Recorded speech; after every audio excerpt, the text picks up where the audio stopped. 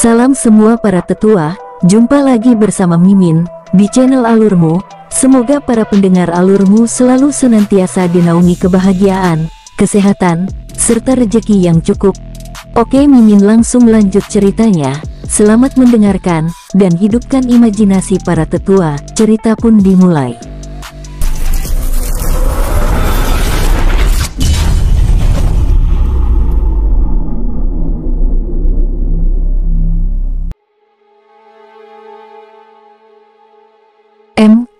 Kakek buyut, kami keluar dulu, ucap Zilong sambil membawa Bai Tian'en keluar dari kamar. Baik, terima kasih, ucap Sin Mosu sambil tersenyum dengan ramah. Bai Tian'en dan Zilong lalu memberi ruang pada Kuan Yuyin dan Sin Mosu untuk berbicara, dan membawa Zilong duduk di gazebo yang ada di halaman balai pengobatan sambil berbincang-bincang dengan santai. Patriark, sekali lagi aku minta supaya hal ini sebaiknya dirahasiakan terlebih dahulu, hingga klan Sin menentukan hari pernikahan mereka.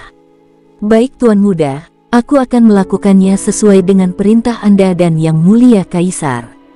Tuan Muda, sudah berapa lama mereka saling mengenal? Tanya Bai Tian'en penasaran. Patriark, itu adalah rahasia mereka berdua dan aku juga tidak tahu, jawab King Zilong. Bai Tian'en mengangguk-anggukkan kepalanya. Tapi sebelumnya, apakah Yang Mulia Kaisar benar-benar terkena racun? Benar Patriark, tetapi tenanglah, karena masalah itu sudah ditangani oleh tetua Kuan Yuyin dengan baik. Di dalam kamar, Sin Mosu duduk di depan Kuan Yuyin dengan tenang. Tetua Kuan Yuyin, maaf atas sikapku yang memanggil Anda dengan nama Yuyin sebelumnya. Tapi jujur saja, aku Sin Mosu memang menyukai Anda. Maukah Anda menjadi istriku dan permaisuri kekaisaran Dongnan? Kuan Yuyin tidak menjawab, tetapi dia menganggukkan kepalanya dengan malu-malu. Baik, itu berarti Anda setuju. Mulai sekarang kamu dapat memanggilku Kakak Mosu. Baik Yang Mulia, maksudku Kakak Mosu, jawabnya dengan malu-malu.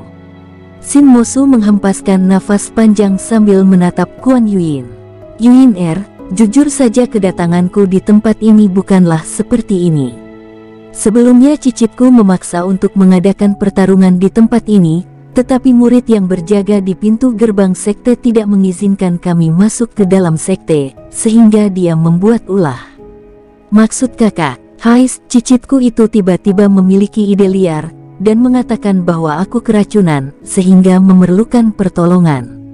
Aku tanpa sengaja mengikuti skenarionya, sehingga murid yang berjaga mengizinkan kami masuk, tetapi aku tidak menyangka bahwa cicitku itu memberikanku pil dan memaksaku untuk meminumnya. Tunggu, berarti dia dengan sengaja meracuni kakak. Benar, jawab Sin Mosu terlihat salah tingkah dan merasa bodoh di hadapan Kuan Yuyin. Tiba-tiba Kuan Yuyin tertawa. Yuyin, apakah itu lucu? Tentu saja. Seorang kaisar telah ditipu oleh anak kecil. Maaf kakak, ucapnya sambil berusaha menahan tawanya. Aku juga tidak menyangka dia akan melakukan hal itu padaku, dan bodohnya aku tertipu hingga 2 kali. Maksud kakak, Yuyin, apakah kamu masih ingat saat dirimu selesai meracik penawar racun tersebut? Kuan Yuyin menganggukkan kepalanya. Saat itu, dia kembali meracuniku dengan mencampur obat penawar itu dengan racun lainnya. Kali ini, Kuan Yuyin benar-benar tertawa terbahak-bahak, sehingga membuat wajahnya yang cantik memerah. Sin Mosu hanya bisa terdiam sambil menatap wanita yang dia sukai tersebut sambil tersenyum kecil. Bagaimana bisa? Tanya Yuyin sambil menahan tawanya. Saat itu dia mengatakan bahwa dia telah mencampur penawar yang dia miliki pada obat racikan Yuyin. Kuan Yuyin hanya bisa menggelengkan kepala lalu menatap Sin Mosu itu dengan serius. Mengapa kakak begitu mempercayainya? Aku juga tidak tahu. Yuyin, bersamanya aku merasa nyaman dan tenang, walaupun dia sangat nakal, tetapi dia adalah anak yang sangat baik, dan aku sangat menyayanginya, ucap Sin Mosu sambil menatap Kuan Yuyin yang terpana dengan kata-katanya tersebut. Apakah benar, dia berusia 12 tahun? Benar, bahkan tingkat kultivasinya saat ini ranah dewa tingkat menengah. Apa? Kuan Yuin hampir tidak percaya dengan kata-kata tersebut. Itu berarti dia telah menyamarkan tingkat kultivasinya. Apa kakak Mosu juga demikian? Shin Mosu menganggukkan kepalanya sambil melepaskan aura Dewa Langit tingkat menengah. Kuan Yuin terdiam. Tingkat kultivasinya bahkan lebih tinggi dariku, tidak heran dia berani meracuni kakak Mosu. Tiba-tiba Kuan Yuin merasakan sesuatu yang aneh, lalu menatap Shin Mosu dengan serius. Jika demikian, itu berarti dia dapat menetralkan racun tersebut dengan kekuatan yang dia miliki, tapi bagaimana bisa? Dia menjelaskan padaku bahwa daun akar perak memang bersifat racun, namun dia mencampur daun akar perak itu dengan daun tulang naga, sehingga khasiatnya berubah. Maksud kakak, awalnya aku begitu heran karena aku telah berulang kali mengedarkan kekuatan ranah Dewa Langit tingkat menengah untuk mengusir rasa sakit itu. Namun semakin sering aku melakukannya, kekuatanku semakin terkuras. Ternyata campuran kedua daun itu merupakan teknik untuk melakukan pencucian tulang. Apa? Kuan Yuin ternganga. Sebagai seorang yang bergelut dan ahli dalam bidang pengobatan, dia bahkan tidak tahu hal sederhana itu dapat digunakan untuk mencuci tulang. Apakah dia seorang alkemis? Shin Mosu mengangguk kecil. Itu berarti aku akan belajar padanya, ucapnya sambil tersenyum kecil. Secara perlahan namun pasti, perbincangan yang berlangsung hingga menjelang pagi itu benar-benar telah menumbuhkan rasa cinta di antara mereka berdua. Yuin sepertinya hari sudah terang. Aku akan membawamu menemui ayahku. Mohon untuk tidak menolak. Baik kakak, jawab Kuan Yuin menganggukkan kepalanya. Baik, mari kita temui cicitku yang nakal itu. Di gazebo kecil yang berada di tengah halaman balai pengobatan, duduk dua sosok yang berbincang-bincang dengan santai. Banyak sekali hal sederhana yang mereka bicarakan, hingga sekali suara gelak tawa terdengar. Tiba-tiba gelak tawa itu terhenti saat Shin Mosu dan Kuan Yuin menemui mereka. Patriark, kami akan segera pergi. Dengan ini tugas balai pengobatan sudah dapat diisi oleh tetua yang lain, ucap Shin Mosu dengan sikapnya yang tenang. Baik yang mulia Kaisar. Patriark, kami pergi dulu, ucap Zilong sambil memberikan kotak hitam yang berisi satu buah apel emas. Tuan muda, ini, Patriark, mohon diterima. Aku akan sangat kecewa jika Patriark menolaknya. Ah, bukan maksudku demikian, itu karena aku hanya bisa menerima tapi tidak dapat memberi. Patriark, jika Anda berpikiran seperti itu, maka itu namanya bertukar hadiah, dan bukan lagi memberi hadiah. Baik, Tuan muda, jadi hadiahnya aku terima, ucapnya sambil menyimpan kotak giok hitam tersebut ke dalam cincin penyimpanannya. Patriark, aku pergi, ucap Kuan Yuin sambil menangkupkan tangannya dengan hormat. Bai Tian'en menatap kepergian Shin Mosu dan rombongannya dengan tatapan tidak percaya sambil mengelus jenggotnya yang panjang dan memutih. Terima kasih yang mulia Kaisar, ucapnya senang. Setelah rombongan itu hilang dari pandangannya, Bai Tian'en teringat dengan hadiah yang diberikan oleh Zilong sebelumnya, lalu memeriksa isi kotak giok tersebut. Apa? Apel emas. Bai Tian'en tidak dapat menahan rasa keterkejutannya. Dia tidak pernah mengira bahwa hadiah yang akan dia tolak itu adalah sesuatu yang sangat dia perlukan untuk kenaikan tingkat kultivasinya. Tuan muda Liongxi, terima kasih, batinnya lalu meninggalkan tempat itu. Di tempat lain, Shin Mosu dan Kuan Yuin berjalan beriringan sambil mengikuti Zilong yang mendahului mereka berdua. Liongxi, apakah kamu seorang alkemis? Tanya Kuan Yuin penasaran. Aku hanya pemula, tapi kalau nenek buyut mau, aku dapat mengenalkan nenek buyut pada ayah dan ibuku. Mereka adalah ahlinya. Benarkah? Tentu saja. Sepanjang jalan itu mereka terus mengobrol, hingga akhirnya, mereka tiba di klan Shin. Saat Shin Mosu, Zilong dan Kuan Yuin tiba di istana terlarang, tampak tempat itu begitu sepi. Hanya seorang pemuda yang sedang duduk dengan santai sambil menyesap minumannya. Ayah, ucap Zilong sambil berlutut di hadapan King Ruo. Kakek, ucap King Ruo menyapa Shin Mosu dengan hormat. Shin Mosu menganggukkan kepalanya. Pasti ada maunya. Zilong, ada apa? Lalu siapa yang ikut bersama kalian ini? Ucap King Ruo sambil menatap Kuan Yuyin yang berdiri di sisi Shin Mosu dengan penuh selidik. Zilong, itu berarti Liong Si adalah nama samaran, Kuan Yuyin membatin. Ayah, maaf, aku telah membawa orang lain memasuki tempat ini. Dia adalah Nona Kuan Yuyin, tetua bidang pengobatan Sekte Angsa Putih, dan sekaligus calon permaisuri Kekaisaran Dongnan. Apa? King Ruo begitu terkejut sambil menatap Shin Mosu yang masih terdiam. Kakek Mosu, apakah benar? Tanya King Ruo sampai berdiri dari kursinya. Zilong benar, dia Kuan Yuyin, calon permaisuri Kekaisaran Dongnan, ucap Shin Mosu dengan bangga. King Ruo yang sedang berdiri itu langsung memberi hormat pada Kuan Yuyin. Nenek Yuyin. King Ruo memberi hormat, ucap King Ruo sambil menangkupkan tangannya dengan hormat. Apa? King Ruo, nama itu? Kakak Mosu, apakah dia wakil pemimpin puncak gunung utama Sekte Gunung Emas itu? Ucapnya berbicara melalui telepati. Benar, dia adalah cucu dari kakak pertamaku, Shin Ye tetua agung Sekte Gunung Emas. Adapun si nakal yang meracuniku itu adalah putranya, King Zilong, jawab Shin Mosu menjelaskan. Kuan Yuyin hampir tidak mempercayai penjelasan Shin Mosu. Tidak heran jika Zilong langsung berlutut melapor, aku yakin jika King Ruo tidak ingin keberadaannya diketahui oleh orang lain. Kuan Yuyin membatin. Shin Mosu lalu membawa Kuan Yuyin untuk duduk. Kakak Mosu, aku masih bingung. Shin Hye, atau King Ruyue apakah dia orang yang sama?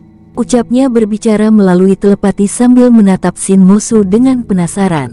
Kakak Shin Hye adalah nama aslinya, King adalah nama marga suaminya, dan Ruyue adalah nama gurunya, tetua agung Sekte Gunung Emas sebelumnya, jawab Shin Mosu menjelaskan.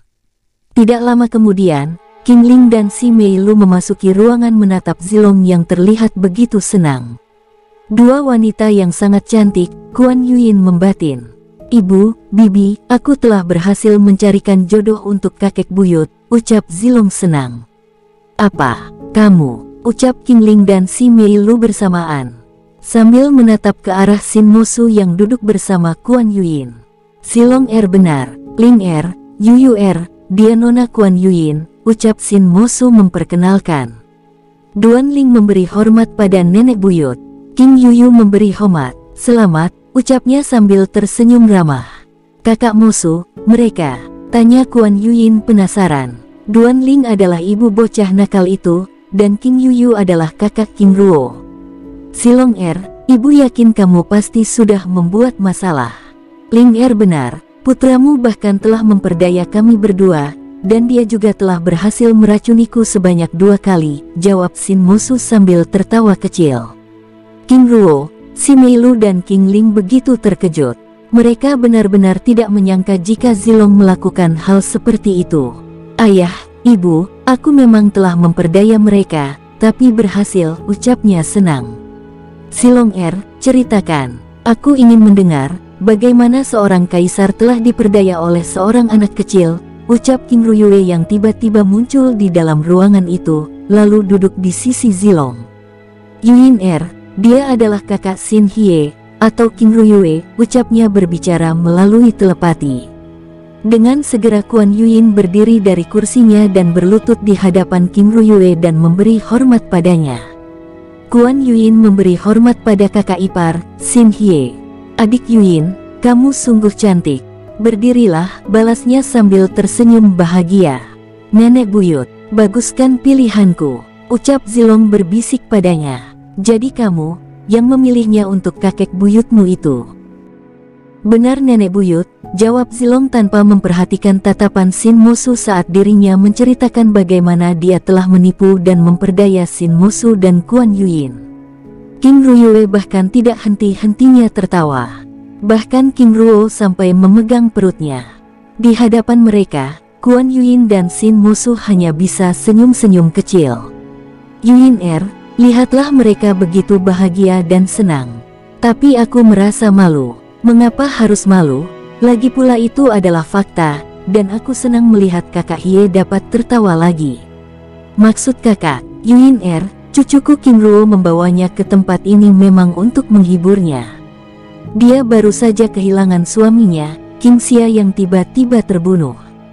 Shin Mosu berbicara melalui telepati. Kasihan sekali kakak Shin Hye, tapi dia terlihat kuat dan tegar. Benar, walaupun dia terlihat kuat dan tegar, tetapi tetap saja dia seorang wanita yang rapuh. Aku bahkan tidak menyangka jika dia akan mengalami hal seperti ini. Kakak Mosu, aku bahkan tidak tahu jika klan Shin memiliki hubungan yang luar biasa dengan Sekte Gunung Emas. Haha, jangankan hubungan klan Shin dengan Sekte Gunung Emas, diriku saja Yuyin bahkan tidak tahu. Sambil tertawa kecil, kakak, bukankah dia tetua agung Sekte Gunung Emas? Apakah dia tidak melakukan penyelidikan? Ruo sudah menggerakkan orang-orangnya, dan dia tetap ingin merahasiakan hal ini dari semua orang. Selain itu kami juga percaya pada Ruo. Kakak Mosu, aku begitu penasaran dengan pergolakan yang terjadi di Kekaisaran Dongnan sebelumnya. Apakah ini ada campur tangan Sekte Gunung Emas? Orang yang bekerja di belakang layar, dari semua kekacauan yang terjadi itu adalah ayah bocah nakal yang meracuniku itu. Saat itu, dia bahkan tidak melibatkan kekuatan sekte. Shin Mosu menjelaskan, Kuan Yuyin hanya bisa menatap semua orang yang ada di dalam ruangan itu dengan terkagum-kagum. Tiba-tiba udara bergetar dengan kemunculan seorang pria berambut putih dengan wajah yang tampan dan gagah. Yuyin, dia adalah ayahku, Shin Yang. Shin Mosu memperkenalkan sambil membawa Kuan Yuyin berlutut dan memberi hormat. Kuan Yuyin memberi hormat pada ayah mertua, ucapnya sambil berlutut dan bersujud sebanyak 3 kali. Mosu Yuyin bangunlah. Hormat kalian aku terima. Terima kasih ayah, ucap Shin Mosu dan Kuan Yuyin bersamaan lalu duduk kembali pada kursi mereka. Sebelumnya aku mendengar suara gelak tawa, apakah ada yang lucu? Sambil menatap semua orang yang wajahnya masih memerah. Ayah, ini ulah Zilong. Dia baru saja menceritakan sesuatu yang sangat lucu, ucap King Ruyue sambil menahan tawanya. Oh, apakah itu? Kakek buyut, aku telah berhasil menipu seorang kaisar, dan meracuninya sebanyak 2 kali. Yang disambut langsung gelak tawa King Ruyue. Ayah, yang dimaksud itu adalah aku, ucap Shin Mosu sambil tersenyum kecut. Shin Yang menatap Zilong yang sedang bercerita itu dengan senang. Dia benar-benar tidak menyangka bahwa seorang bocah telah melakukan sesuatu yang luar biasa. Zilong terima kasih, ucapnya tulus. Dia benar-benar tidak pernah menyangka jika bocah itu telah menjodohkan Shin Mosu dan Kuan Yuyin dengan cara seperti itu. Shin Yang menatap Qian Yuyin dengan penuh selidik. Yuyin jika aku boleh tahu, dari mana asalmu? Karena aku belum pernah mendengar nama klan Kuan di kerajaan Shin ini sebelumnya. Kuan Yuyin lalu mulai bercerita. Ayah, kakak ipar, kami klan Kuan berasal dari Gunung Yaopin, yang berada di utara kerajaan Chengxi Bao, Kekaisaran Qian. Chengxi Bao, ucap King Ruo dan King Ling bergumam. Mereka berdua tentu ingat dengan kerajaan itu, bahkan King Ruo langsung ingat dengan Raja Kota, Lin Jiuhong, yang merupakan wakil pemimpin pelindung benua teratai biru bagian barat. Aku mengerti, jawab Shin Yang sambil menganggukkan kepalanya lalu menatap semua orang yang ada di tempat itu. Shin Mosu, sepertinya ada yang ingin kamu sampaikan, bicaralah. Ayah, apa tanggapanmu mengenai hal ini? Tentu saja menikahkanmu, tapi, ucapnya sambil menatap ke arah King Ruyue. Aku setuju, jawab King Ruyue dengan cepat. Hye, apakah kamu? Ayah, tenanglah, aku baik-baik saja, ucap King Ruyue dengan santai. Kakak, terima kasih, ucap Shin Mosu terharu. Jika kamu senang, kakak juga ikut senang, ucap King Ruyue tersenyum lembut. Jika semua setuju, mari kita menentukan hari dan tempatnya, ucap Shin Yang dengan penuh semangat. Shin Yang menatap ke arah King Ruo dan King Ruyue. Bagaimana tanggapan kalian berdua? Karena nenek telah setuju, maka aku juga setuju, jawab King Ruo. Ruo tidak masalah kan, jika kita agak sedikit lama di tempat ini? Tanya King Ruyue berbicara melalui telepati. Nenek, tenanglah. Aku juga sudah mengutus orang-orang untuk melakukan penyelidikan, jawab King Ruo. Baik, mari kita bicarakan, ucap Xin Yang. Kakek buyut, bagaimana dengan kakek Xin Dilang? Apakah kita tidak akan melibatkannya? Ruo benar, aku terlalu bersemangat, jawab Xin Yang. Menurutku itu tidak masalah. Itu akan menjadi kabar baik baginya ketika dia mendengar adik Mosu akan menikah, ucap King Ruyue berpendapat. King Ruo dan Xin yang menganggukkan kepala. Baik, jika demikian, mari kita tentukan hari dan tempatnya. Menurutku karena ini memerlukan persiapan, bagaimana jika dilaksanakan 2 minggu kemudian, sedangkan tempatnya kita serahkan pada Mosu. Mosu bagaimana pendapatmu? Aku setuju ayah. Adapun tempat, aku memilih acaranya diadakan di klan Xin saja. Lalu bagaimana dengan undangan? Tanya Xin Yang. Aku hanya akan mengundang para raja, serta beberapa patriark klan dan sekte, ucapnya sambil menatap King Ruo. Semuanya aku serahkan pada kakek, ucap King Ruo santai. Jika demikian, mulai besok kita akan mulai bekerja dan mempersiapkannya, ucap Xin Yang. Baik, jawab semua orang. Setelah mereka selesai menentukan hari dan tempat pelaksanaan, Xin yang lalu memanggil para pelayan untuk mengurus semua keperluan itu mulai dari hiasan, undangan serta berbagai hal yang berkaitan dengan acara pernikahan tersebut. Ruo bagaimana pendapatmu? Tanya Xin yang saat semua orang sudah pergi dari tempat itu. Aku sangat senang, karena kakek Mosu akhirnya memiliki pendamping hidup. Aku harap nenek Kuan Yuin dapat menjadi permaisuri yang baik. Aku juga berharap mereka segera mendapat keturunan, sehingga klan Xin tetap ada.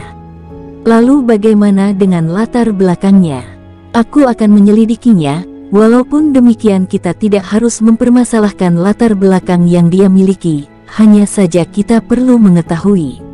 Maksud Ruo kakek buyut, jujur saja kita tidak tahu bagaimana latar belakang klan Kuan. Tetapi apakah kita akan mempermasalahkan hal seperti itu? Yang akan kita lakukan saat ini adalah berbicara tentang masa depan, bukan berbicara tentang masa lalu, sehingga tidak etis jika kita mempermasalahkan masa lalunya. Ruo benar, tetapi aku melihat dia merahasiakan sesuatu pada kita. Kakek buyut benar, aku yakin nenek Yuin pasti memiliki masalah di klannya, hingga dia meninggalkan klan Kuan. Ruo benar. Lalu apa yang akan kita lakukan? Aku akan berbicara padanya. Baik, lalu kapan Ruo akan pergi? Mungkin sore ini. Baik, jika begitu, aku serahkan penyelidikan ini secara penuh padamu. Baik kakek buyut, aku pergi dulu. Setelah meninggalkan aula istana, King Ruo lalu mencari King Ling dan mengabari kepergiannya. Ling tetap awasi Zilong. Baik, jawab King Ling. Setelah selesai menemui King Ling, King Ruo lalu menemui Kuan Yuin. Kakek Mosu, bisakah aku berbicara dengan nenek Yuin? Tanya King Ruo saat dirinya berada di depan kamar yang didiami oleh Kuan Yuin. Tentu saja, jawab Xin Mosu mempersilakan. Baik kakek, terima kasih. Xin Mosu lalu memberi ruang pada King Ruo untuk berbicara dengan Kuan Yuin. Nenek Yuin, apakah nenek tidak ingin mengundang orang-orang dari klan Kuan? Kuan Yuin terdiam sesaat lalu menatap King Ruo dengan lekat. Aku rasa itu tidak perlu, aku dapat meminta Patriark Bai Tian'en untuk menjadi waliku. Apakah itu boleh? King Ruo tersenyum hangat. Nenek, tentu saja sangat boleh. Nenek, satu hal lagi. Apakah nenek benar-benar mencintai kakek Xin Mosu? Kuan Yuin sekali lagi terdiam.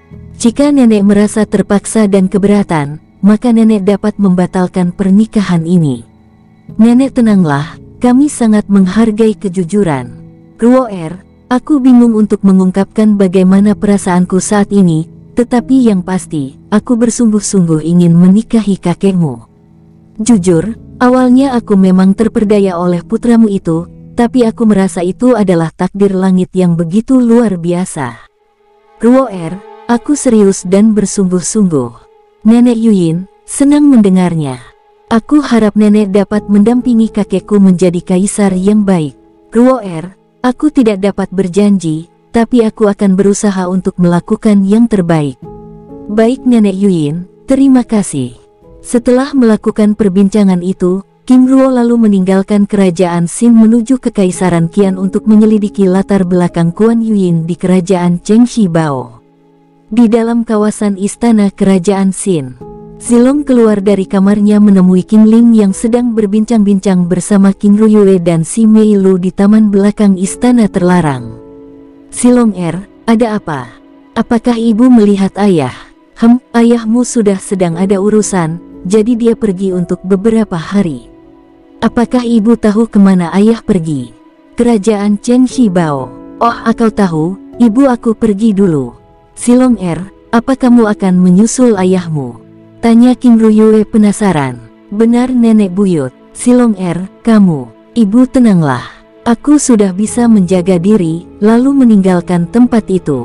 Qin Ling dan Qin Ruyue saling berpandangan. Ling apakah dia akan benar-benar menyusul ayahnya? Sepertinya demikian. Tapi apakah tidak apa-apa? Tanya Qin Ruyue sedikit khawatir. Setelah kematian suaminya, Qin Xia, Qin Ruyue kini sering merasakan kecemasan dalam hatinya. Nenek, tenanglah. Aku yakin dia sudah bisa menjaga diri, ucap Qin Ling menenangkannya lalu melanjutkan pembicaraan mereka. Nenek, adik Ling, tenanglah. Aku akan mengawasinya, ucap Si Mei Lu. Kakak Yuyu, biarkan dia pergi sendirian. Aku khawatir jika dia tahu kakak mengawasinya, dia akan bertindak sembarangan. Tapi, tenanglah, aku akan mengabari ayahnya. Baik, jawab Si Mei Lu sedikit tenang. Di tempat lain, Qin Ruo yang sedang terbang meninggalkan wilayah kerajaan Xin tiba-tiba menghentikan pergerakannya. Dari cincin penyimpanan yang ada di jarinya, Qin Ruo merasakan lencana giok jiwa yang ada di dalamnya bergetar lembut. Pesan dari Ling ucapnya lalu memeriksa lencana giok jiwa itu. Qin Ruo menggelengkan kepala. Untung aku belum memanggil Huo Mingzi, ucapnya lalu mencari tempat untuk berhenti. Di tempat lain, cahaya keemasan melesat dengan kecepatan tinggi menjauh dari gerbang kota Xin bergerak menuju wilayah timur. Semakin lama cahaya keemasan itu semakin cepat. Hais, ayah pergi begitu saja, kan aku ingin pergi bersamanya, ucapnya sambil bergerak terbang dengan kecepatan puncaknya sebagai pendekar dewa tingkat menengah. Aku yakin, ayah pasti ingin menyelidiki latar belakang klan Kuan, karena saat itu nenek buyut Yuyin tidak menyinggung klan Kuan dalam daftar undangan, ucapnya sambil terus bergerak terbang. Sudah lama aku tidak bertualang, dan rasanya cukup menyenangkan, ucapnya sambil bergerak bebas. Sesekali dirinya berputar-putar di atas langit, bergerak zigzag lalu meluncur ke depan dengan kecepatan tinggi. Saat dirinya terus bergerak tiba-tiba dari jauh dia dapat melihat beberapa kelompok yang sedang bertarung di hadapannya. Bukankah itu pasukan kerajaan Xin? Siapa yang mereka serang itu? Gumamnya sambil bergerak mendekati pusat pertempuran. Semakin dekat dirinya dengan tempat pertempuran itu, semakin jelas dia melihat kelompok yang diserang oleh prajurit kerajaan. Aliran hitam, ucapnya saat melihat 12 tingkat spiritual dan 5 ranah dewa tingkat tinggi yang menggunakan jurus-jurus aliran hitam. Dirinya langsung bergerak muncul di tengah pertempuran dan langsung menyerang. Duar, pukulan tapak dengan balutan petir kebiruan keemasan muncul dan meledak dengan dahsyat melempar para kultivator aliran hitam itu hingga beberapa meter, mengejutkan komandan pasukan kerajaan Xin yang mulai kewalahan. Mereka tidak menyangka bahwa akan ada orang lain yang mau membantu mereka. Bajingan, pemuda bodoh dari mana dia? Beraninya ikut campur urusan kita. Serang dan bunuh. Teriak sang pemimpin mengerahkan pasukannya untuk menyerang Zilong. Yang tidak tahu diri itu kalian. Beraninya membuat masalah di wilayah kerajaan Xin. Tidak ada ampun bagi kalian. Teriaknya murka sambil melepaskan serangan perubahan tombak petir. Kata-kata Zilong sekali lagi mengejutkan komandan pasukan kerajaan Xin. Dia benar-benar di pihak kita. Bantu dia, ucap sang komandan. Tanpa menjawab, beberapa prajurit yang tersisa lalu bergerak menyerang para kultivator aliran hitam itu. Siapa pemuda ini? ucap sang komandan membatin karena dirinya benar-benar tidak mengenali Zilong. Para pasukan aliran hitam yang merupakan kultivator dewa tingkat tinggi begitu terkejut. Mereka tidak menyangka bahwa kehadiran Zilong kini mulai membalikkan keadaan dan membuat mereka terdesak. Duar, duar, suara ledakan saat pukulan mereka beradu. Mundur, teriak pemimpin pasukan aliran hitam itu mencoba untuk menyelamatkan diri. Pengecut, tidak semudah itu, teriak Zilong sambil melepaskan tembakan tombak petir ke berbagai arah. Duar, duar, ledakan keras bergema saat tubuh mereka terkena hantaman tembakan tombak petir tersebut dan terlempar. Kesempatan itu langsung digunakan oleh prajurit beserta komandan lainnya untuk melepaskan serangan susulan dan membunuh mereka yang terjatuh tersebut. "Ah, kau bajingan!" teriak sang pemimpin marah. Dia yang pergi sebelumnya ingin pergi mengurungkan niat lalu menyerang Zilong. "Pemimpin, jangan!" teriak salah seorang di antara mereka menahan sang pemimpin untuk mendekati Zilong. "Pemimpin akan sangat bermasalah jika kita berurusan dengannya. Bukankah monster putih itu juga merupakan kultivator petir? Aku takut pemuda itu adalah orangnya." Sang pemimpin kelompok yang hendak menyerang Zilong langsung menahan diri.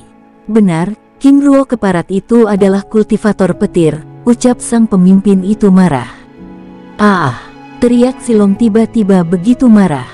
"Apa? Dia marah? Apakah dia salah satu orangnya?" Para kelompok aliran hitam itu terkejut saat melihat Zilong yang tiba-tiba menyerang dengan sangat brutal. "Mati!" teriaknya keras sambil bergerak dengan kecepatan tinggi mendekat, dan melepaskan tembakan pedang Sueluo yang tiba-tiba muncul dari kehampaan. Pedang berwarna biru kemasan itu melesat dengan balutan butir berwarna biru yang menggelegar menghantam sang pemimpin. Duar, ledakan keras saat sang pemimpin berusaha menahan serangan itu yang disertai dengan teriakan kesakitan. Darah menyembur dengan deras dari tangan kanannya yang telah terpotong. Bagaimana mungkin? Para kultivator aliran hitam itu terkejut. Di saat semua orang terkejut, Zilong yang dengan kemarahannya yang meledak-ledak itu langsung melancarkan serangan lainnya. Duar, tombak petir muncul dan sekali lagi menghantam sang pemimpin itu dan melukainya dengan parah. "Ah!" teriak sang pemimpin kesakitan dengan tubuh yang terasa remuk. "Sus!" Zilong melesat dan menghampirinya. "Katakan dari kelompok mana kalian?" ucapnya sambil meletakkan pedang Sueluo pada leher sang pemimpin.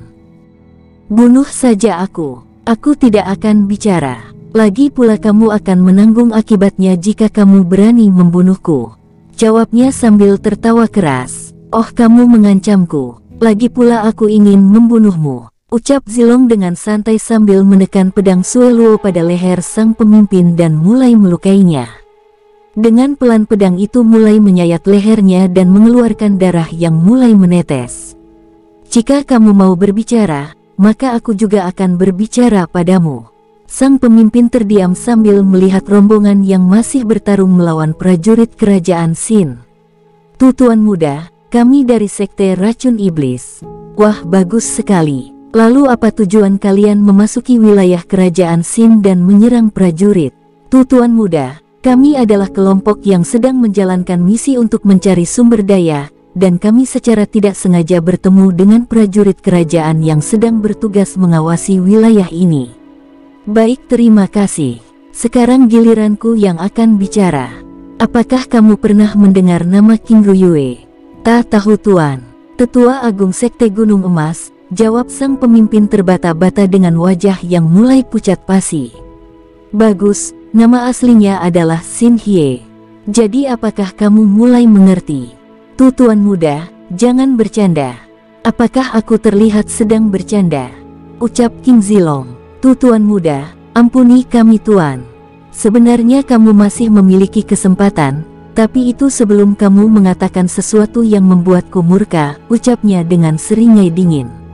Sang pemimpin terdiam, mencoba mengingat kata-kata yang pernah dia ucapkan sebelumnya. "Apakah kamu sudah ingat?" "Tuan muda, aku masih belum ingat." "Kemampuan mengingatmu cukup buruk. Apakah kamu benar-benar lupa saat kamu mengumpat menyebut nama seseorang?" Sang pemimpin terlihat tiba-tiba terkejut, lalu menatap Zilong dengan tajam. Aku King Zilong, putranya, ucap Zilong dengan seringai dingin. Wajah sang pemimpin yang pucat pasi sebelumnya kini benar-benar terlihat tanpa darah. Seluruh kekuatan yang dimiliki sepertinya hilang, bahkan rohnya pun seperti ingin melarikan diri meninggalkan tubuhnya. Ketakutan dan kengerian yang luar biasa kini menguasai pikirannya. Mati, teriak Zilong sambil melepaskan tebasan pedangnya dan membelah tubuh itu di hadapan semua orang. Keempat kultivator dewa yang tersisa hanya bisa menatap kematian sang pemimpin kelompok mereka dengan terkejut. Mereka benar-benar tidak menyangka bahwa pemuda liar yang memasuki pertempuran itu berani membunuh pemimpin kelompok mereka. Kini giliran kalian, ucap Zilong berdiri dan menyerang. Suara ledakan terus bergema saat pukulan mereka saling beradu. Serangan jurus dan tebasan pedang terus berkelebat di atas langit hutan yang berada di wilayah timur kerajaan Sin tersebut. Ledakan yang terjadi terus menggetarkan wilayah itu, sehingga menarik perhatian King Ruo yang berada 10 km dari tempat itu. Ada pertarungan, ucap King Ruo sambil berdiri dari tempat duduknya.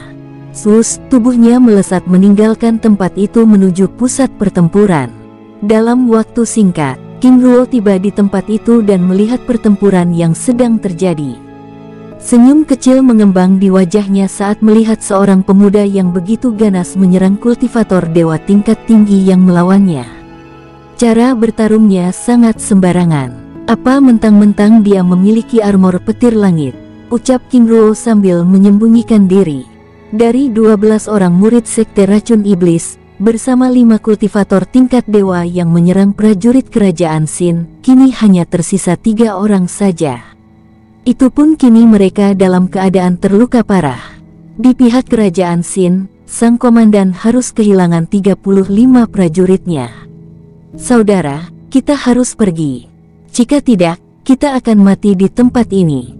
Salah seorang di antara mereka bergerak menjauh dari pusat pertarungan yang lalu diikuti oleh yang lainnya. Lari, kalian hanya bermimpi, ucap Zilong sambil mengejar salah satu di antara mereka dan melepaskan tebasan pedang Sue Luo. Selas, tebasan angin besar melesat, menghantam salah seorang di antara mereka. Duar, ledakan dahsyat bergema dengan tubuh yang terlempar. Bunuh, teriak Zilong sambil menyerang murid sekte racun iblis yang lainnya.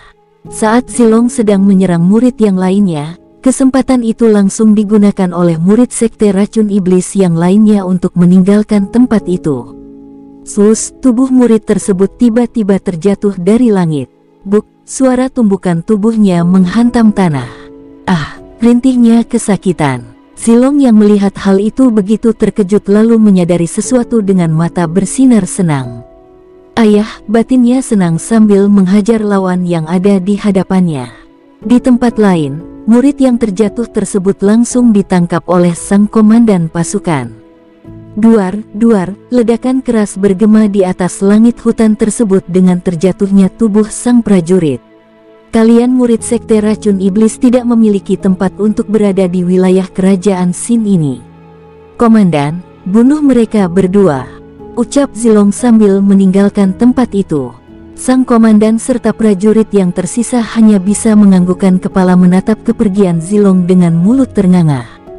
King Ruo menatap kepergian Zilong dengan tersenyum kecil sambil memperhatikan komandan serta prajurit kerajaan Sin yang langsung membunuh 2 murid sekte racun iblis itu.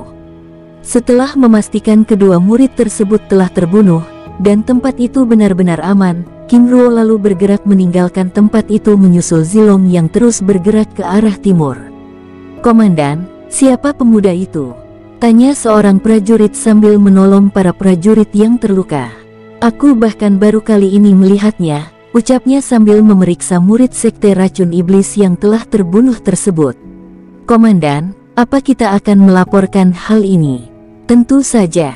Setelah selesai memastikan bahwa mereka benar-benar telah membunuh para murid yang tersisa, sang komandan lalu bergerak memimpin sisa prajuritnya kembali ke benteng kota. Di tempat lain, Zilong yang terus terbang itu tiba-tiba memperlambat gerakannya, sambil memperhatikan tanda-tanda kehadiran orang lain di sekitarnya. Apakah itu tadi benar-benar ayah? Batinnya, Sebelumnya dia merasa sangat yakin bahwa kultivator dewa tingkat tinggi yang tiba-tiba terjatuh dari langit saat melarikan diri itu pasti mendapat serangan dari ayahnya. Dia dengan jelas dapat merasakan tiba-tiba kekuatan kultivasi murid tersebut tiba-tiba lenyap begitu saja, dan dia juga pernah merasakan hal itu ketika ayahnya menahan dirinya yang hendak meninggalkan istana tetua agung. Sambil terus bergerak terbang, dia terus memikirkan hal itu. Setelah cukup lama, dia mulai ragu karena tidak merasakan kehadiran orang lain yang mengikutinya. Ah, itu pasti bukan ayah, batinnya lalu bergerak kembali. Di atas langit, King Ruo yang terus memperhatikan tingkah Zilong itu hanya tersenyum kecil sambil terus bergerak mengikutinya dengan santai. Sus, Ying Keai muncul di sisinya. Keai, temui Zilong. Katakan padanya untuk kembali ke kerajaan Xin. Baik penguasa, apakah ada yang lainnya? Tanya Ying Keai ragu. Katakan padanya bahwa aku memintanya untuk membantu prajurit kerajaan melawan orang-orang aliran hitam yang berusaha masuk ke wilayah kerajaan Xin sebagai bentuk persiapan pernikahan yang mulia Kaisar Xin Musu. Selain itu, katakan padanya bahwa aku akan memberikan sesuatu yang telah aku janjikan sebelumnya. Baik penguasa, jawabnya lalu meninggalkan King Ruo. Di bawahnya, Zilong tiba-tiba merasakan sebuah aura bergerak mendekatinya dengan kecepatan tinggi. Sus, Ying Keai muncul di sampingnya. Nona, siapa Anda? Ying Keai tersenyum kecil. Tuan muda King Zilong, aku Ying Keai. Aku diperintahkan oleh penguasa untuk memberitahu Anda supaya kembali ke kerajaan Xin, ucapnya sambil menangkupkan tangannya dengan hormat. Aku adalah pelayan penguasa King Ruo yang bertugas menemani Tuan Muda King Yongjun di dalam dunia jiwa, dan aku adalah orang baru. Itu berarti ayahku ada di tempat ini, ucapnya dengan wajah senang sambil memalingkan wajahnya mencari keberadaan King Ruo. Benar Tuan Muda, tapi penguasa sudah pergi. Wajah senangnya tiba-tiba berubah murung. Jika demikian, saudari saja yang kembali, aku tidak akan kembali, ucapnya sambil meningkatkan kecepatannya. Ying Keai terdiam sambil bergerak mengikutinya dengan tenang. Saudari Keai, apa ayahku benar-benar tidak menyukaiku? Ucap Zilong dengan wajah kesal. Tuan muda, untuk masalah itu aku tidak tahu. Keai, jangan panggil aku Tuan Muda. Cukup Zilong saja.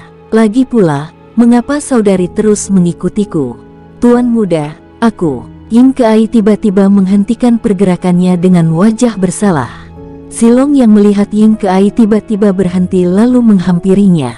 Saudari Keai, maaf atas tindakanku yang tidak pantas sebelumnya. Aku hanya kesal saja. Bagaimana jika kita berdua pergi ke Kekaisaran Qian? Jika berdua denganmu aku rasa kita akan baik-baik saja, terlebih lagi dengan tingkat kultivasimu yang sudah berada di tingkat Dewa Langit. Itu ide yang baik, tapi Tuan, apakah penguasa tidak marah? Ucapnya dengan salah tingkah. Siapa suruh dia tidak mau membawaku? Saudari, panggil aku Zilong saja.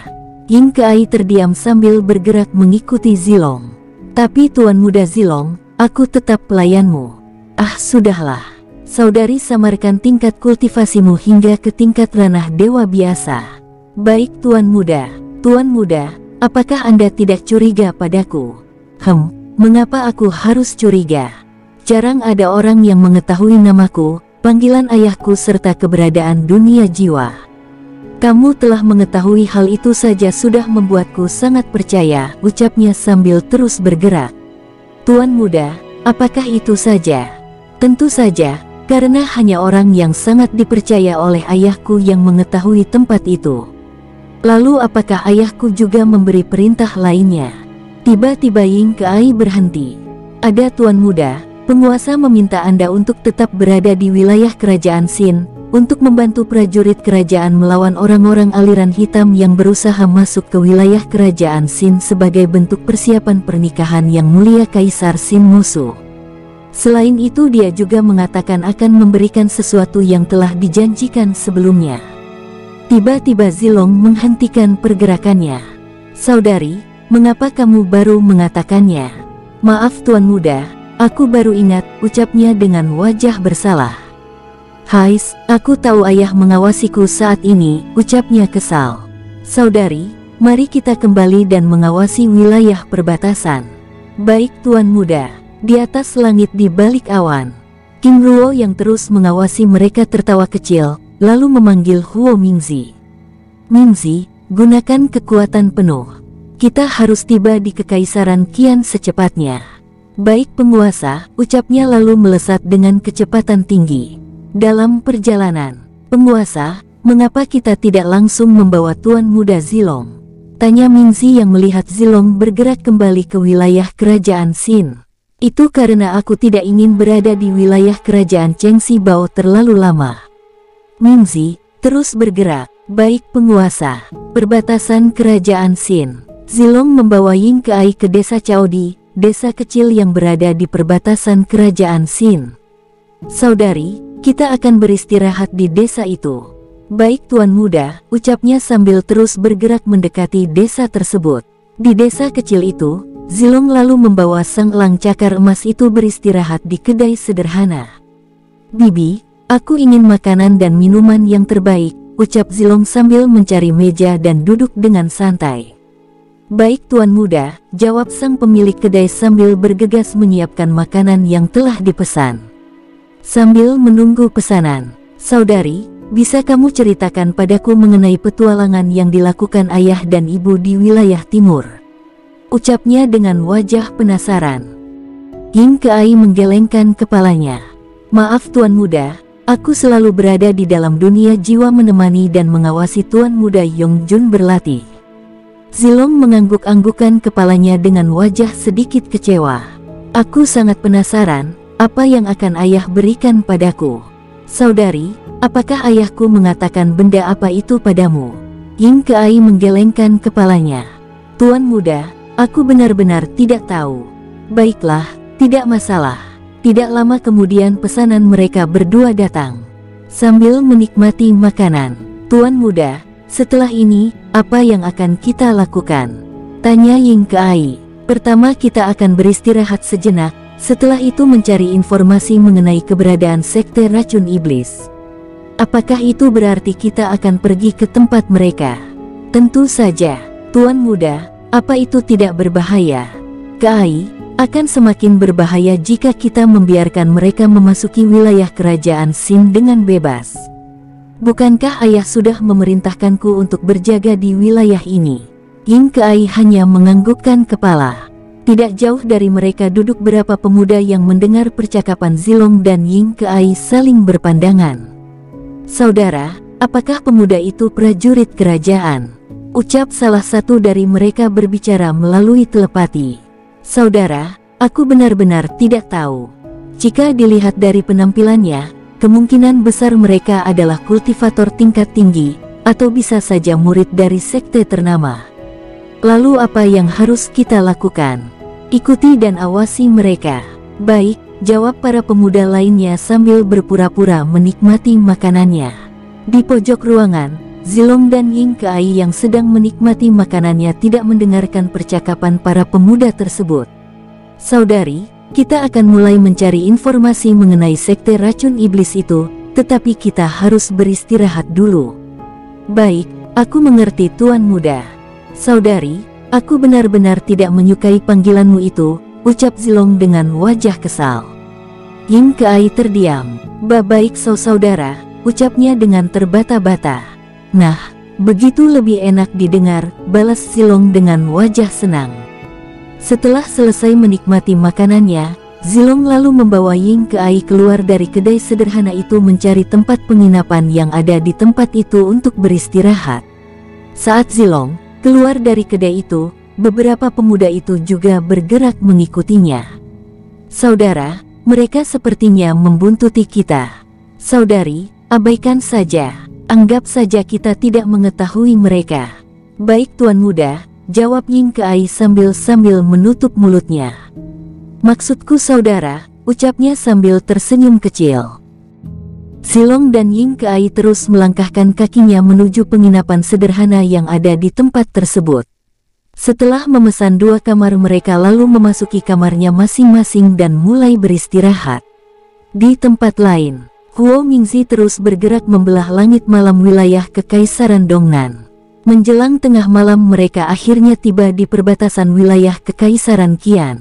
Mingzi, kembalilah ke dalam dunia jiwa.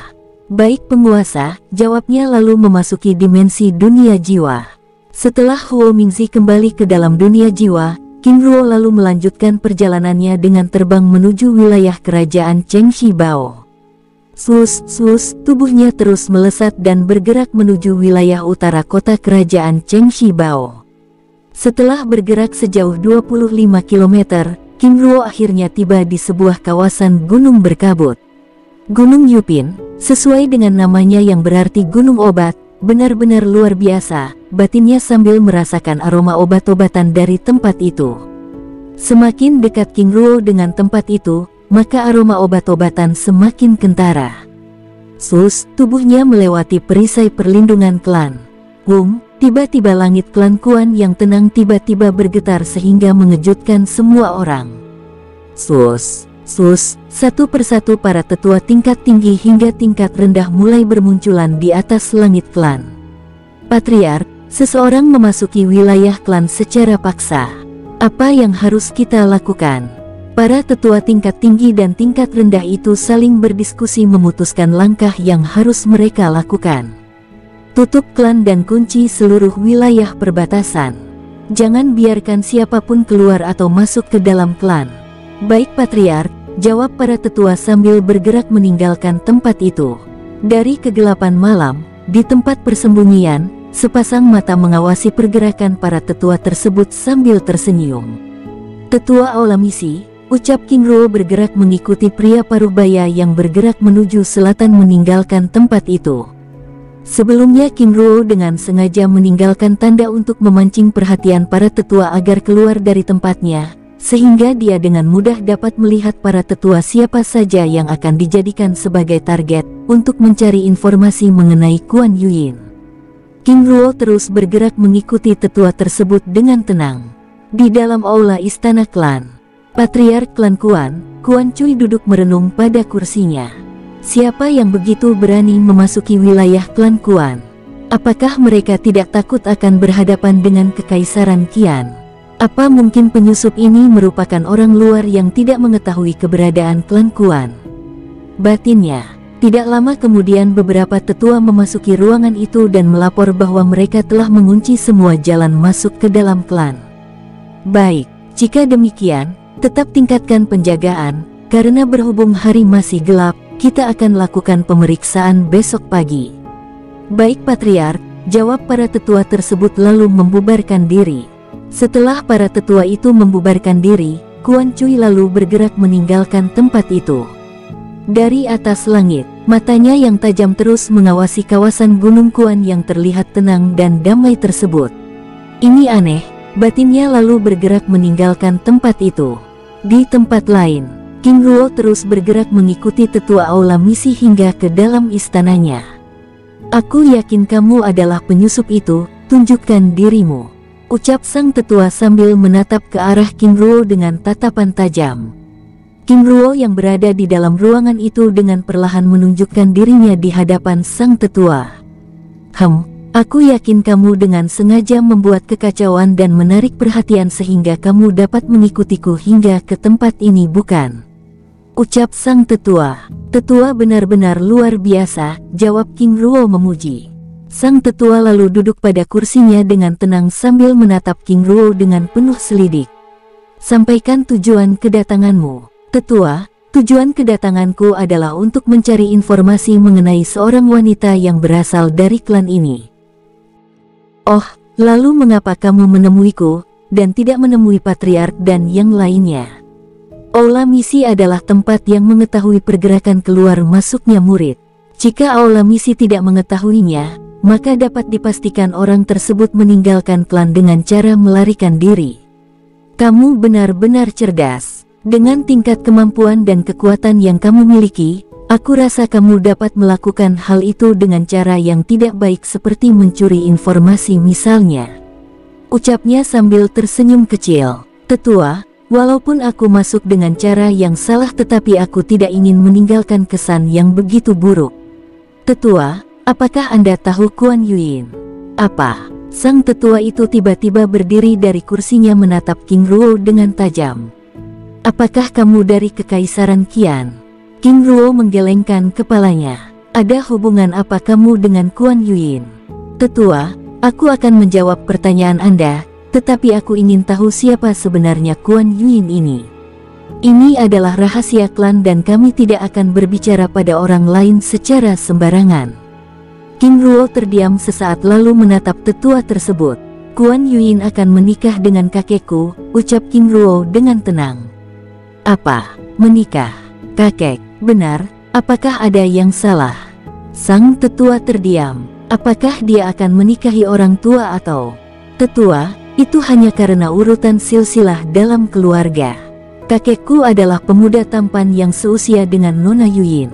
Oh, aku kira, ucapnya sambil menatap King Ruo tajam dan penuh selidik. Jika kamu tidak berasal dari Kekaisaran Qian, lalu dari mana kamu sebenarnya? Aku akan menjawab hal itu setelah tetua memberi penjelasan padaku mengenai status dan keberadaan Kuan Yin di klan ini. Sang tetua terdiam sesaat lalu menatap King Ruo dengan datar. Kuan Yin adalah putri Patriark Kuan Lun, patriark klan Kuan sebelumnya. Belasan tahun silam, dia melarikan diri dari klan saat akan dijodohkan dengan putra mahkota Kekaisaran Qian, Qian Zhang. King Ruo terdiam. Dia akhirnya mengerti alasan Kuan Yin tidak ingin mengundang orang-orang yang berasal dari klannya.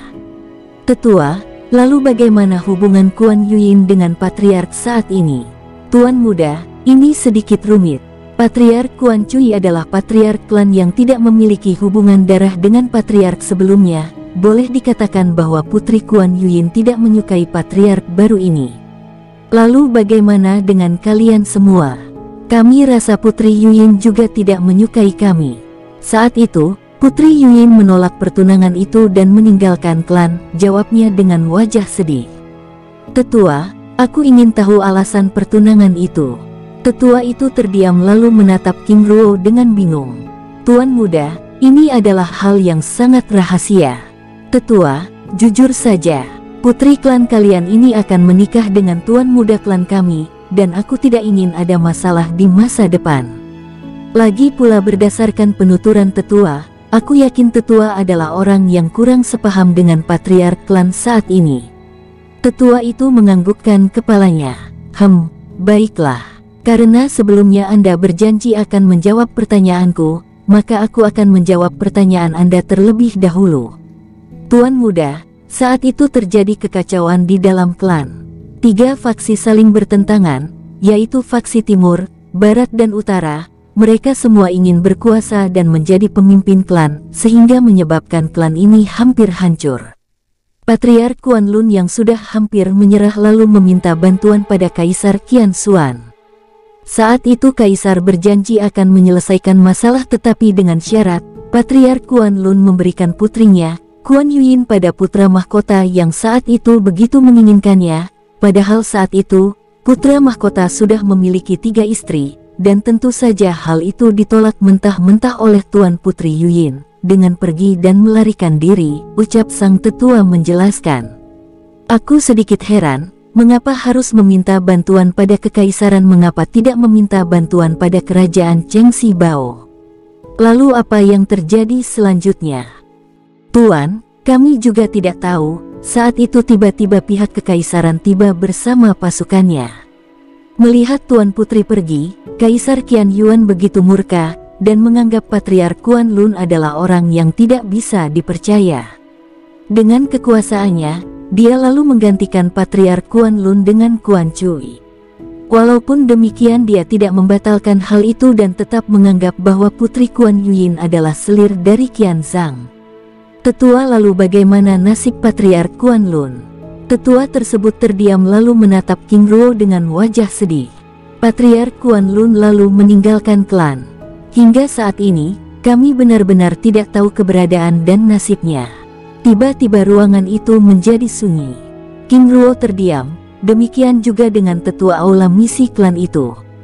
Aku menemukan kejanggalan, dan sepertinya ini adalah sebuah konspirasi, ucap King Ruo tiba-tiba berbicara sambil menatap sang tetua. Tuan muda, aku juga merasakan hal yang demikian, tetapi kami tidak memiliki bukti yang kuat mengenai hal itu. Karena saat itu, klan tiba-tiba menjadi kacau, di mana suasana saat itu benar-benar aman dan tenang. Bisa saja ini adalah ulah Quan Cui atau Qian Zhang. Apakah patriark dan putra mahkota ini saling berteman? Kami tidak tahu pasti, tetapi sepertinya demikian. Baiklah. Aku rasa informasi mengenai Putri Kuan Yuyin sudah cukup. Aku rasa dia meninggalkan kesan yang baik, dan aku menyukainya. Tetua, dengan siapakah aku berbicara? Tanya King Ruo dengan hormat. Aku Quan Ren, jawabnya dengan hormat. Tetua Quan Ren, aku King Ruo. Senang berbicara dengan Anda, sambil menangkupkan tangannya dengan hormat. Apa? Ucapnya sambil berdiri dari kursinya dan mundur hingga beberapa langkah, sambil menatap King Ruo dengan ketakutan. Kakakmu King Ruo itu? King Ruo tersenyum ramah sambil menunjukkan lencana giok biru Sekte Gunung Emas. Wakil pemimpin, maaf tidak mengenali Anda, ucapnya sambil berlutut dengan hormat. Hais, Tetua Quan Ren, tidak pantas Anda melakukan hal itu padaku. Berdirilah. Sambil meraih tubuh tersebut dan memintanya duduk, Quan Ren menatap King Ruo dengan tatapan tidak percaya.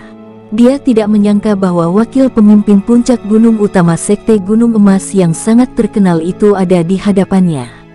Wah, wakil pemimpin, King Ruo, cukup panggil King Ruo saja, ucap King Ruo ramah. Tuan King Ruo, senang berjumpa dengan Anda, ucapnya masih dengan kegugupannya.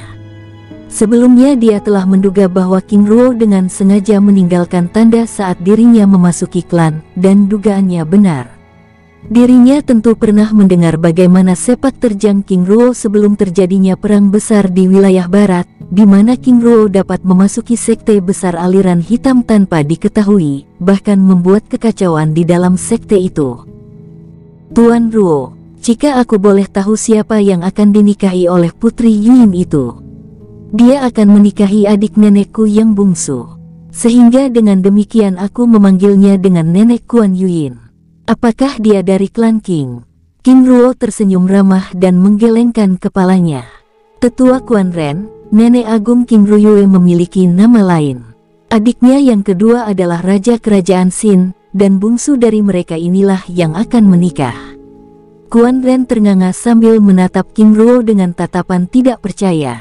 Dia dengan jelas mengetahui peristiwa yang telah terjadi di Kekaisaran Dongnan beberapa waktu yang lalu, di mana dinasti klan Dong yang telah memimpin Kekaisaran Dongnan selama ratusan tahun tiba-tiba hancur begitu saja. Dari penjelasan King Ruo, dia tahu yang dimaksud adalah Kaisar Xin Mosu, seorang kaisar muda yang sangat disegani karena kekuatan dan hubungannya dengan Sekte Gunung Emas. Tuan King Ruo, apakah yang akan menikahi Tuan Putri Kuan Yuyin itu adalah Kaisar Xin Mosu? Tanya Quan Ren memastikan dugaannya.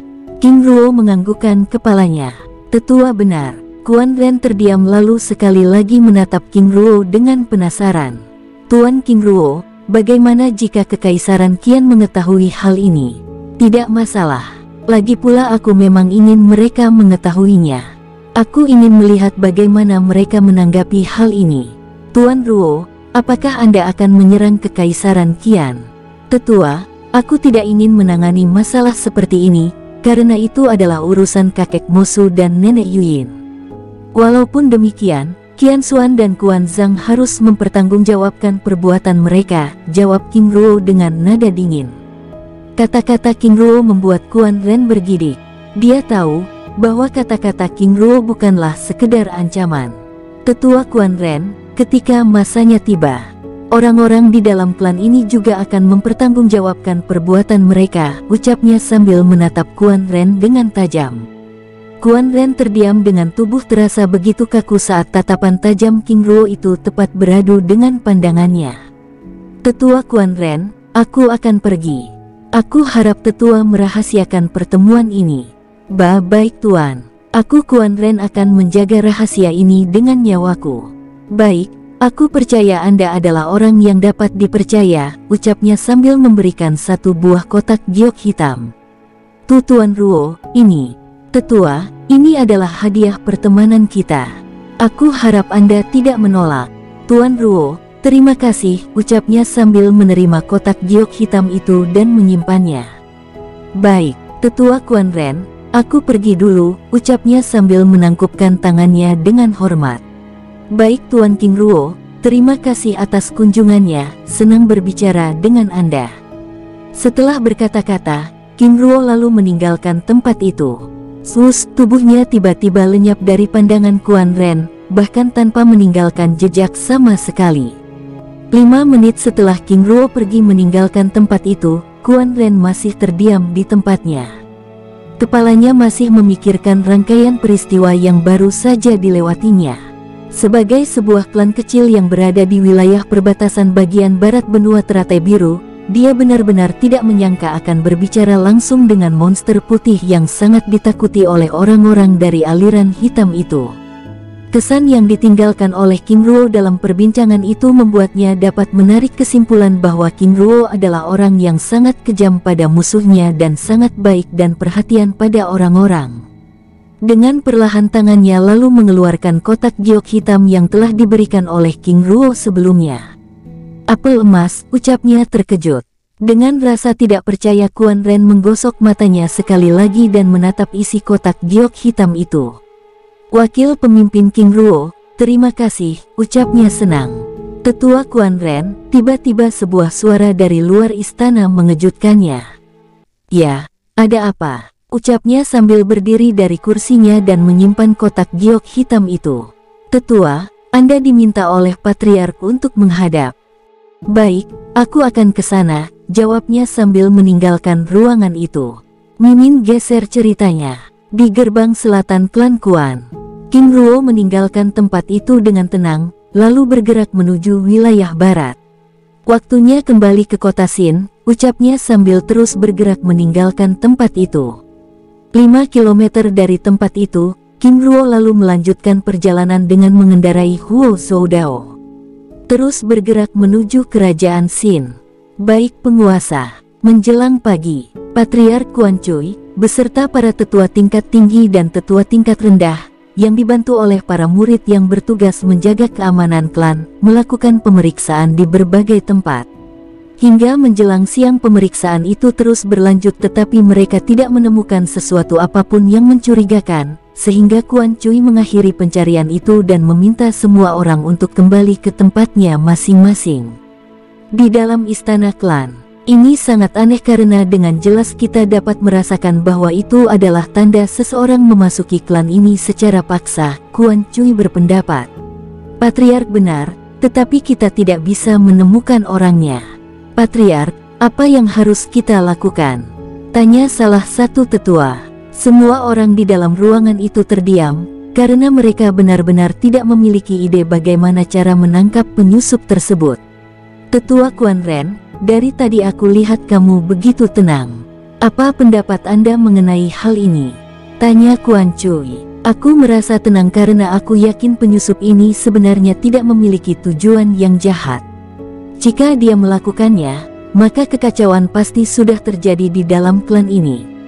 Satu-satunya langkah yang perlu kita lakukan adalah menunggu sang penyusup menunjukkan dirinya, serta tetap menjaga keamanan klan ini.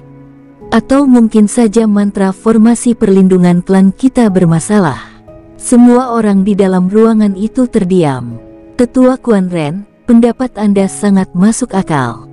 Jika demikian aku minta semua untuk kembali dan beristirahat, tetapi tetap tingkatkan penjagaan dan kewaspadaan, ucap Quan Cui mengakhiri pertemuan itu. Bersambung, sampai ketemu di episode selanjutnya. Semoga kalian semua selalu terhibur, dan terima kasih.